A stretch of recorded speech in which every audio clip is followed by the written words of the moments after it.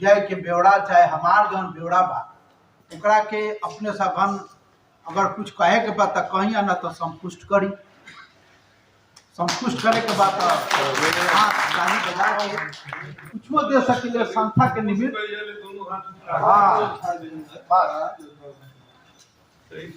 संपुष्ट मानल गई। अब हम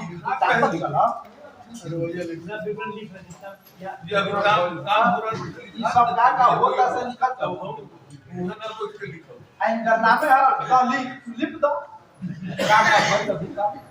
अब हम सम्मान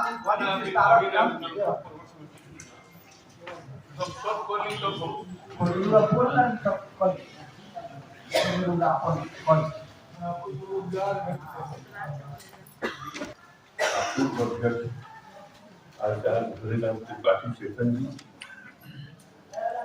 यह संगठन के 2013 ईस्वी के बाद जो पटना अधिवेशन हो रहे ओकरा बाद एकरा के खींच के अभी तक ले आवे वाला हमने के मोतिहारी अधिवेशन के लिए तब तक ले आवे वाला आदरणीय डॉक्टर महामाया प्रसाद योग जी जे लगातार हमने के कार्यकारी अध्यक्ष कोषाध्यक्ष वाली पत्रिका के आजकल संपादन यहाँ का कर रहा बनी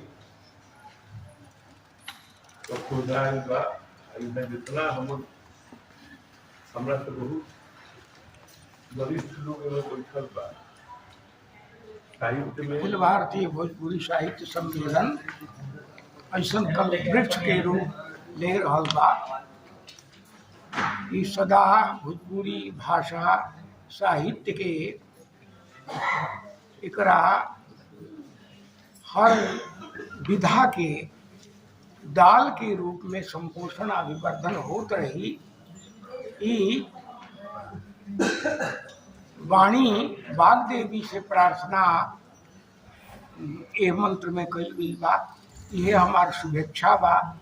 सबके यह शुभेच्छा बा कि अखिल भारतीय भोजपुरी साहित्य निरंतर बढ़त रहे, एक स्वरूप अधिकाधिक गंभीरता की प्राप्त करे और हर अंग के पोषण निरंतर हो जात रहे। ऐसा मेधा नया प्रतिभा लोग आकर के कर संपोषण करे, आगे बढ़े। यही शुभेच्छा के साथ हम मंगल कामना करें। संगठन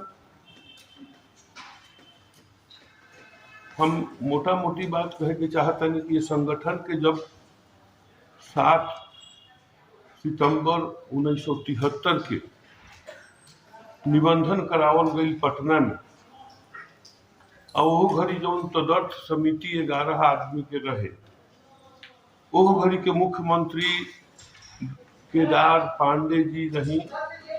उन्हें के आवास पर छज्जूबाग पटना में कई एक मीटिंग के बाद अखिल भारतीय भोजपुरी साहित्य सम्मेलन के संगठन बनल और के रजिस्टर्ड करावल गई। ओकर जो संविधान बनल वो संविधान बनावे वो 11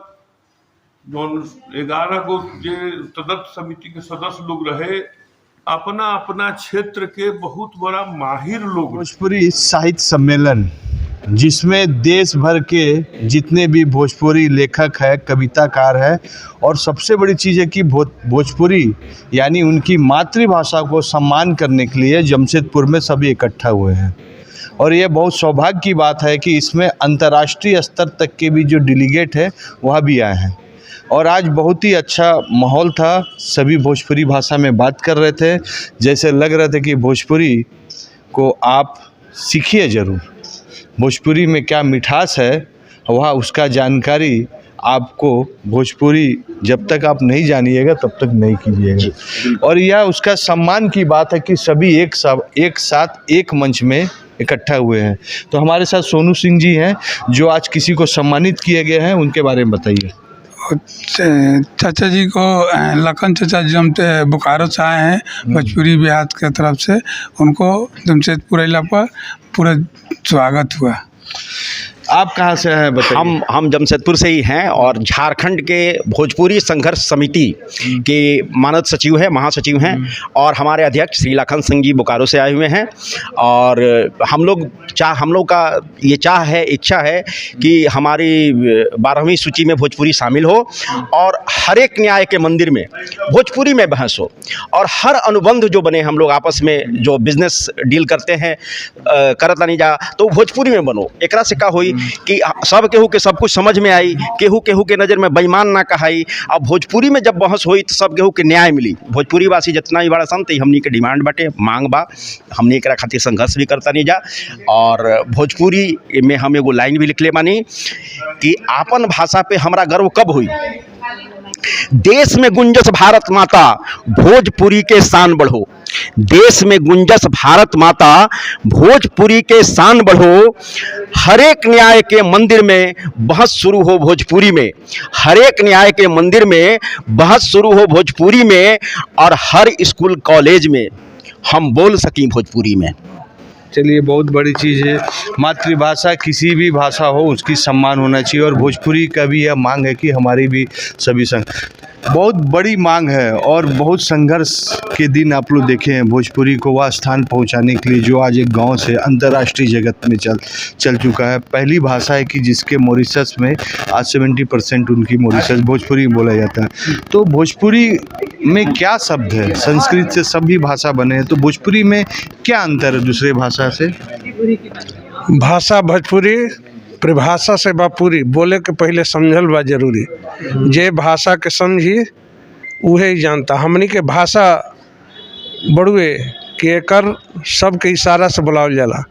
हमरा अगर कुत्ता के बुलावे के पड़ी तो हमने कहीं ना कहो कि कुत्ता आवत आई, तो हमने कहले जा कुत कुत।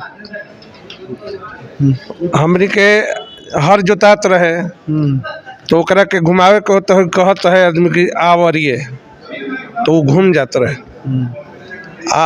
हर तरह से बड़ुए कि हमनिए के भाषा बड़ुए कि जेकरा के जैसे चाही वैसे कर सकेला। हमनी के एक भाषा के जैसे हमनी के बा चाचा चाची, अंग्रेजी में अंट अंकल, आंटी अंकल, बाकी हमनी के उहे फूफा फुआ के बा, फिर अंग्रेजी में राउर उहे शब्द बा।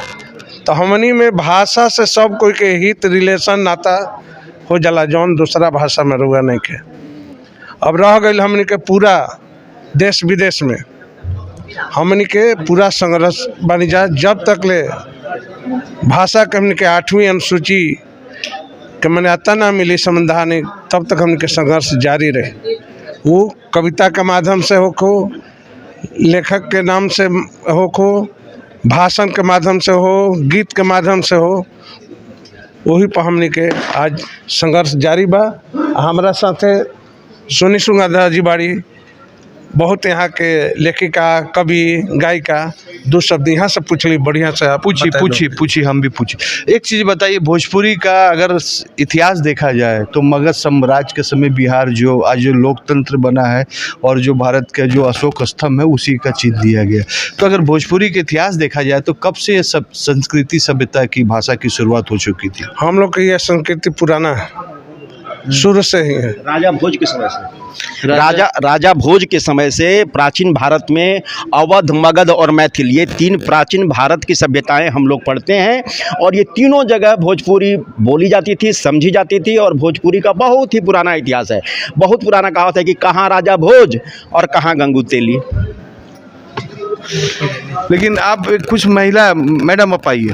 मैडम, एक तो कोई जो अच्छा आप लेखक, सर ने कहा कि आपने बहुत अच्छा लेखक लिखे हैं, तो क्या है कि जो सभी को सीखना चाहिए? वो कुछ पंक्ति है, कुछ लेखक का कुछ शब्द है, तो आप बताइए। बहुत ठीक बा, कोशिश करी संप्रेषण के जो माध्यम होके आज भोजपुरी होके, कहाँ से कि आज हमने के भोजपुरी के अनुष्ठान में आयल बानी जा। अखिल भारतीय भोजपुरी साहित्य सम्मेलन के अनुष्ठान बा, जेकरा में अपन आहुति डाले खातिर बेरमो से पधारल बानी हमनी के लाखन सिंह जी, भोजपुरी सम्राट, भोजपुरी के सेवा में अनवरत यहाँ के अपन योगदान दे रहल बानी। अरविंद तिवारी जी बानी और तमाम भोजपुरी के साहित्यकार, तमाम भोजपुरी के हमनी के क्षेत्र के आंसू कवि, बहुत साहित्य वरिष्ठ साहित्यकार, उन्हें कैमरा घुमावल जाओ हम चाहब।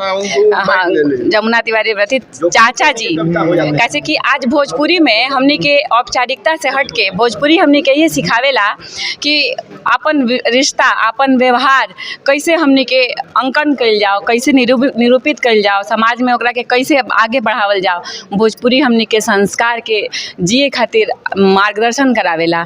भोजपुरी के हमनी के आप पूछनी है थोड़ी देर पहले कि भोजपुरी के प्रारंभ कब भइल रहे। 7वीं सदी में भोजपुरी के प्रारंभ भइल रहे। 7वीं सदी, मतलब इसको अगर आम भाषा में बताए तो किस राजा वंश के समय में हुआ? संत कबीर रैदास उस समय में, राजा भोज के समय में एकर शुरुआत भइल रहे।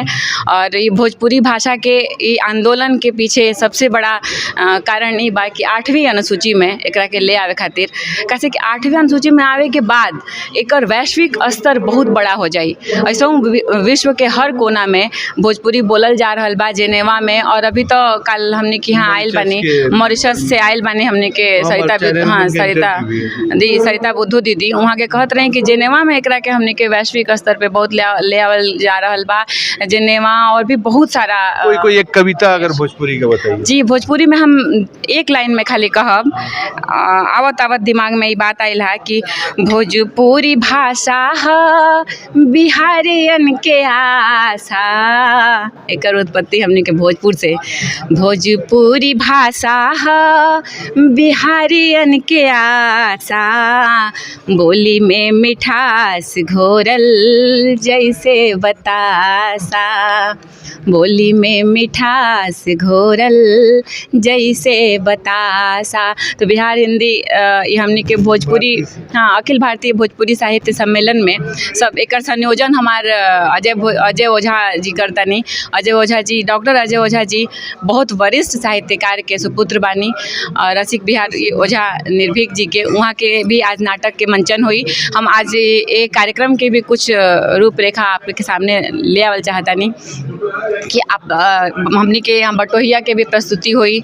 और बहुत सारा ऐसा एकांकी बा, नाटक बा, गीत बा, हमने के पारंपरिक गीत बा, जेकरा माध्यम से भोजपुरी के और सुदृढ़ और सुगठित करे खातिर आगे आ रहल बानी जा। बहुत बहुत धन्यवाद। हमने के कार्यक्रम के ये आयोजन में सबसे बड़ा हाथ बा आयोजन समिति के, तुलसी भवन के, और हमने के जमशेदपुर भोजपुरी साहित्य परिषद के, हमने के भवन के, तुलसी भवन के मानद सचिव संजय तिवारी जी के। एगो कविता सुना दी, बहुत तिवारी भोजपुरी में लिखे नहीं, नहीं जो भी आप सुनाइए। आप आज आपका दिन है। अरे लोग कहला कि राजा के हाथी मर जाए आ एगो गरीब के गाड़ी फूट जाए तो दोनों बराबर होला, लेकिन हमारा समझ से दोनों बराबर ना होला। काहे कि राजवा के हाथी मुअल हाथी फिर किनाइल, राजवा के हाथी मुअल हाथी फिर किनाइल, गरीबा के हाड़ी फूटल कैसे किनाई, गरीबा के हाड़ी फूटल कैसे किनाई, राजवा के पूता मरल चनन में फुकाई, राजवा के बेटा मुअल चनन में फुकाई, मरले गरीबा कैसे कफन किनाई, मरले कभी गरीबा कैसे कफन किनाई। ये दर्द है, ये दर्द अगर सुना दिया जाए तो आंख से आंसू निकल जाएगा। और ऐसे कवि आज हमारे भोजपुरी समाज में है, हम सम्मान करते हैं। हाँ, आप भी बताइए भोजपुरी के बारे में। कितना सुंदर लागे सुने में बोलिया, भोजपुरी बोलिया हमरा लागेला सोहावन, भोजपुरी बोलिया गौवा के भसवा सहरिया में आइल भोजपुरी बोलिया। बोलिया सुन के हुला सैला जियरा भोजपुरी बोलिया सुन के हुला सैला जियरा भोजपुरी सबके हु बोलेला भूल गंवार हो भोजपुरी बोलिया फिर भी बाटे नंबर 1 पर भोजपुरी बोलिया। चलिए आप जल्दी बताइए, बोलिए। तो भोजपुरी के लिए 2-4 पंक्तियाँ, 2-4 लाइन। बस 2-4 लाइन। हाँ, गाँव जाए के चाही एको बेरा त गाँव जाए के चाही अपन थाती लइकन के दिखाए के चाही उ टोला मोहल्ला उ पटीदार सब हंस के एक बार तो जरूर मिलाए के चाही गाँव जाए के चाही गाँव जाए के चाही। जय भोजपुरी। बोलिए बोलिए, क्या बोलना। हम रामेश्वर भोजपुरी अभिनेता सबसे पहले रुआ सभा के बहुत बहुत बधाई देता नहीं है अवसर पर हमने का रंगमंच के द्वारा भोजपुरी के हमने के सेवा करते हैं। देखिए, भोजपुरी समाज के जो इतिहास है उसकी तो अभी एक पंक्ति और एक अक्षर की शुरुआत हुई है। बिल्कुल। जहां राजा भोज की और अभी तो बाकी है 16 और 17 तारीख को यह होगा, जिसकी शुरुआत हो चुकी है। और यह समझाने का कोशिश किया है कि भोजपुरी समाज का जो शब्दकोश है वह जितने भी विश्व में जितने भी डिक्शनरी है उन डिक्शनरी से प्लस है। और इसमें